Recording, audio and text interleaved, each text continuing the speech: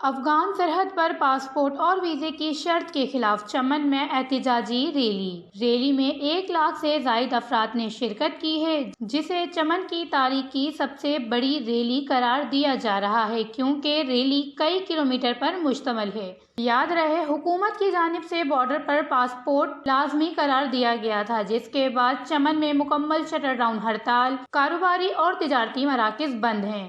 حکام کے مطابق کمپیوٹرائزڈ شناختی کارڈ کے بغیر باب دستی آمد و رفت پر پابندی ہے اور سرحدی اقدامات پر اسٹیک ہولڈرز کو اعتماد میں لیا جائے گا، جس پر مظاہرین کا کہنا تھا کہ روزانہ آنے اور جانے والے پاکستانی اور افغان باشندوں کو مشکلات کا سامنا ہے۔ بائیو میٹرک کے بجائے صرف پاسپورٹ پر آنے اور جانے کی اجازت قبول نہیں ہے۔ دوسری جانب ان معاملات کے حل کے لیے وزیر اطلاعات نے بھی احتجاجی مظاہرین سے مذاکرات کیے، لیکن مذاکرات کامیاب نہ ہو سکے، جس کے باعث چمن میں آج بھی احتجاجی ریلی کثیر تعداد میں نکالی جا رہی ہے۔ وش نیوز، چمن، بلوچستان۔